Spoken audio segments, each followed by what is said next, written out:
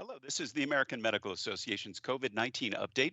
Today we'll get an update on contact tracing from Dr. Marcus Plescia, Chief Medical Officer of the Association of State and Territorial Health Officials, or ASTO, in Atlanta. I'm Todd Unger, AMA's Chief Experience Officer in Chicago. Dr. Plescia, it's been more than 2.5 months since we spoke to you, and unfortunately, the numbers have only gotten worse. Let's talk about where we are right now with contact tracing in the United States. And are some states doing better than others? Yeah, we're we're getting there, and we've certainly made progress since we last talked, but we're still really not where we need to be.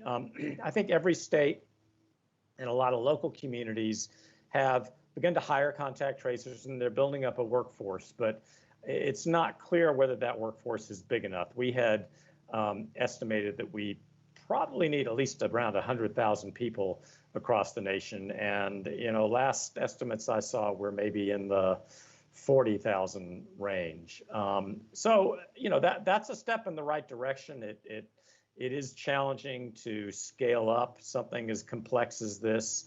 But I think we clearly need more contact tracers.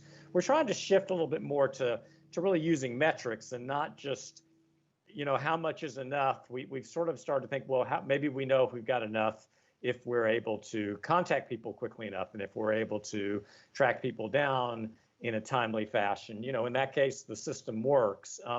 But I don't think that we're getting the kind of stats we need on that. And I think it goes back to a little bit more, need to pay some attention to the process, make sure that we've got the number of people we need, and maybe look at some of the training that we're doing for them. What's the biggest obstacle to scaling the number of contact tracers? The biggest obstacle to scaling, I think it's more the logistics. This requires hiring significant numbers of people. A lot of state and local health departments, that's a somewhat slow process. What we've seen is that many of them, for that reason, have chosen to contract with outside groups who can come in and hire up and scale something like this up a little bit more quickly. But even that contracting process takes a little bit of time, and that's not a bad thing. I mean, the reason things take time in government is because we want to be transparent. We want to make sure things are done in a fair way, and so I think there's a little bit of that at play here. Is this an issue of funding?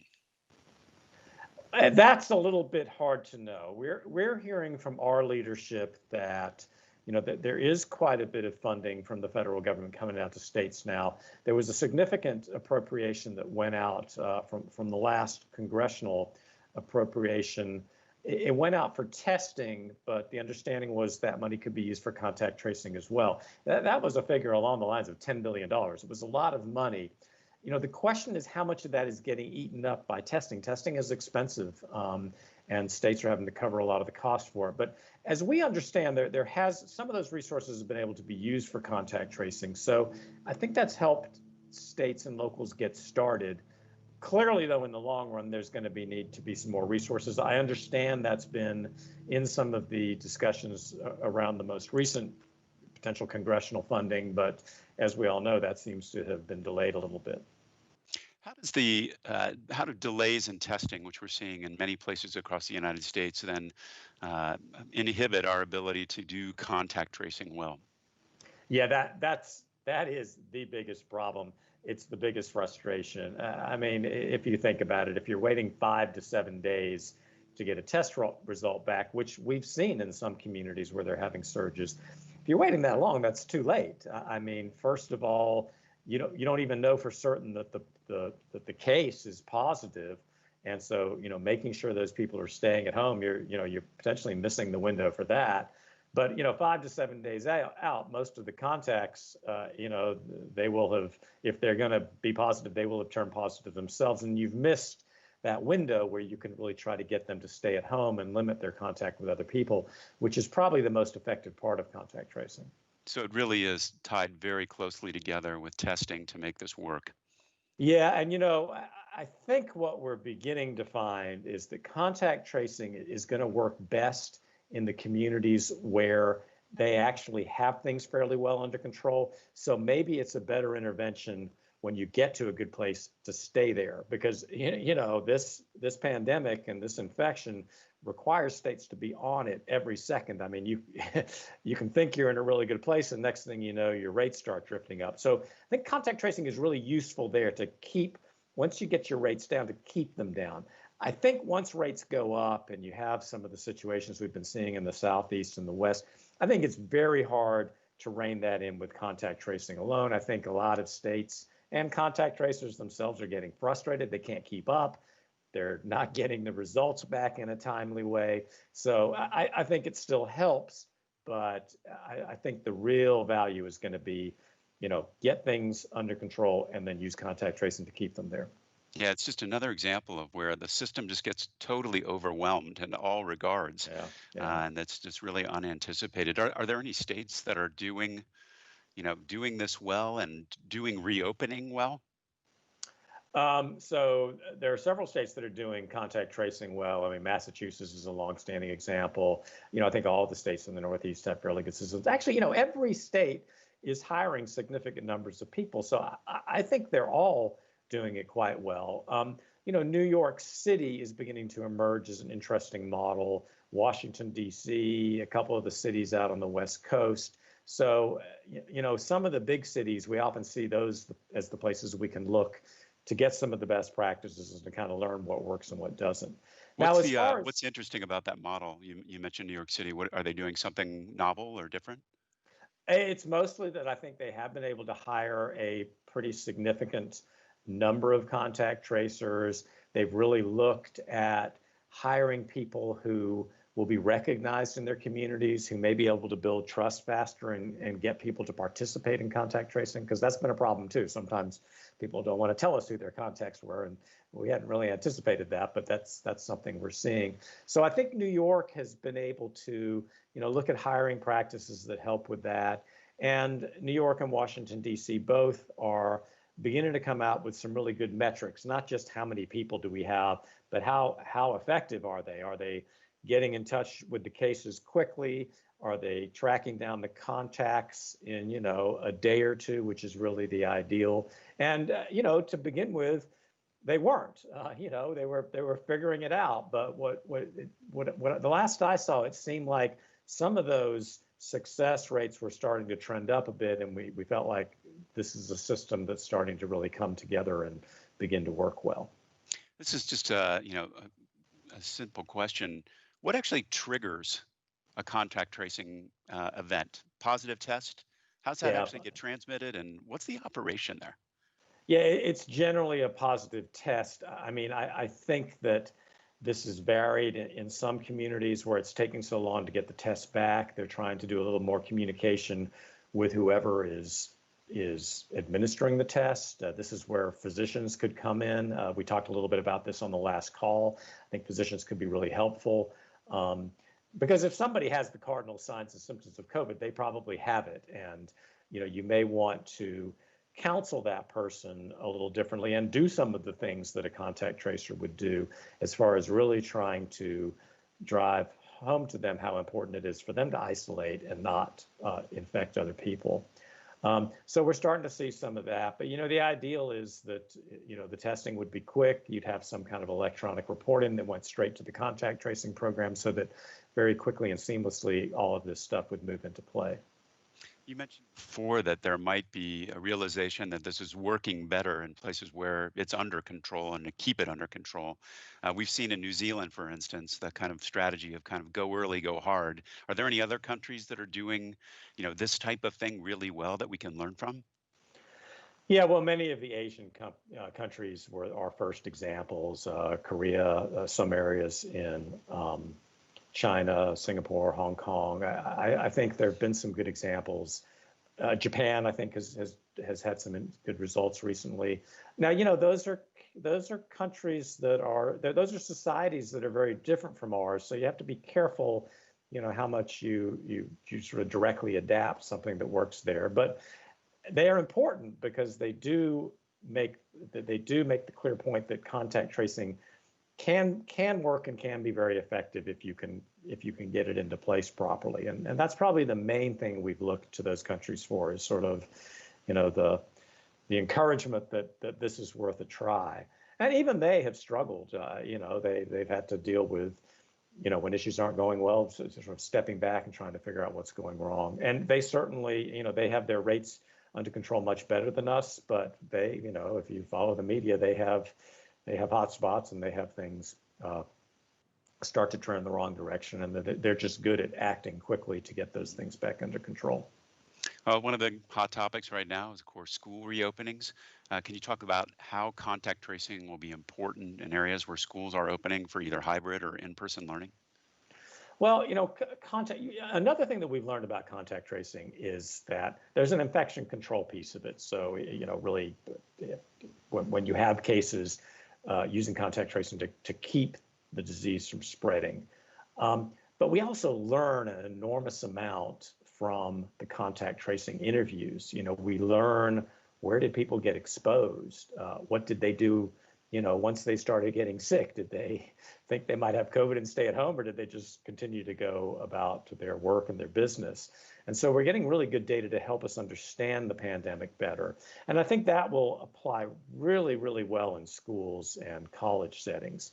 I mean, yes, I think there's an infection control piece that, if we can move in quickly with contact tracing in some of the school settings, particularly in some of the school settings where they've organized it so that students and teachers are staying in a similar group, a pod as we call it. So, a group of students and 2 or 3 teachers, those are the ones who are together every day. So if you get an infection in that group, you really just have to focus on that group. You don't have to worry as much about, did other groups get it, because they weren't in contact.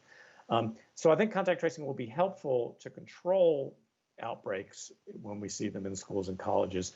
But probably the bigger thing is we can really learn a lot more about, if kids are contracting COVID, where are they contracting it and who are they contracting it from?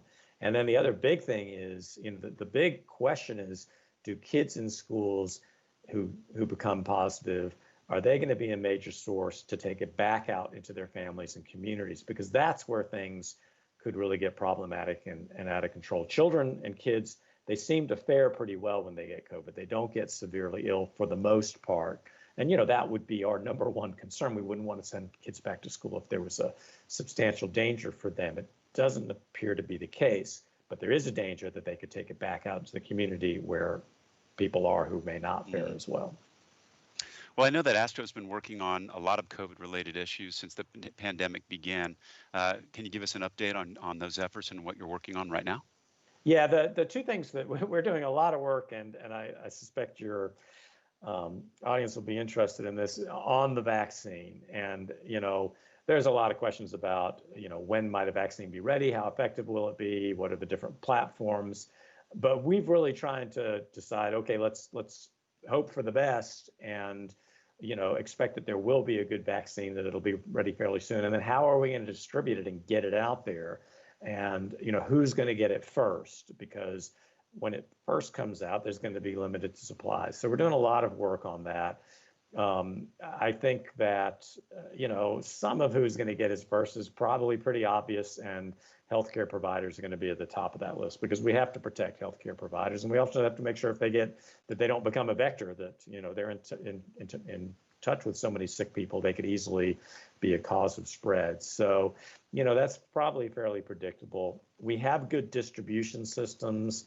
Many clinicians are going to remember from H1N1 in 2009 how that worked. We had a system that worked where providers and other entities would make requests into the state. The state would put those orders out, but then CDC would actually work through a distributor to distribute directly to the providers. So you don't have the state as a go-between and another sort of thing that might slow things down. That system seems to work pretty well. We're hoping that's what the federal government will go forward with, but there's, it's not entirely clear. The Department of Defense is very involved in the distribution. It's possible that they may play a role and may use some of the sectors and mechanisms they have to get supplies out. That could be a good thing. This is going to be a heavy lift to get the vaccine out and get it to patients. But we just have to be careful that we don't end up, whenever you start building a new system in the middle of a pandemic, you're kind of asking for problems. And so, we're glad we've got something that's tried and true that we can start with, and then hopefully we can build on that with some other approaches. You The other thing mentioned we're a question about, go ahead. I was about to change subjects to another thing we're concerned about, but did you have anything else about? I said you mentioned earlier in terms of the order of who's going to get this. From what I've seen, there's a question about whether you start with people who are most apt to get serious complications from COVID, or on the other hand, people that are probably most likely to be vectors or spreading that. Do you have any sense of like how those discussions occur?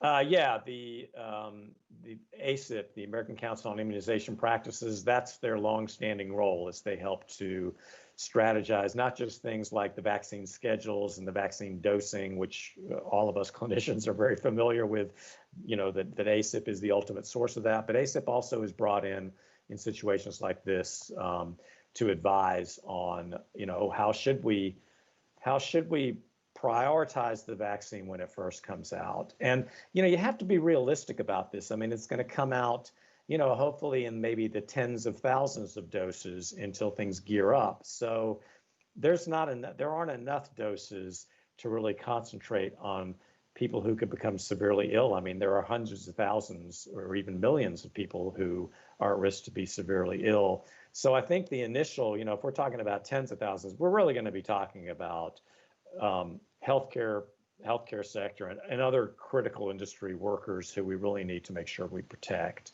And then we'll roll it out from then. Obviously, as more doses are available, we would probably tend to look towards trying to immunize people who are at greater risk. You mentioned you had another thing you wanted to talk about in closing. Yeah, the other thing we're very interested in is safe voting. I mean, everybody knows we're coming up on an election. Election is very, very important to our democracy. And so we're really starting to try to work with states a little bit to understand what their polling processes are going to be. And, I think we've gotten to a place where even if it's in-person voting, we can make that safe. But we need to be very thoughtful about it, and we need to be doing some of the background work now, or it'll be on us before we know it. And so we're beginning to talk about some of the things to do at the polling sites to make sure that people maintain social distance. But also we've got to protect the people who are working the polls, and we got to make sure that people aren't scared to come out and work the polls, and then we don't have enough workers. So we're trying to begin to look at some of those things, and we feel like that's a very important role for public health right now. Well, thank you so much to you and ASTO for doing that and playing that important role. I really appreciate you coming back on the COVID update and sharing your perspectives. That's it for today's COVID-19 update. We'll be back tomorrow with another segment. For updated resources on COVID-19, visit ama-assn.org/COVID-19. Thanks for joining us, and please take care.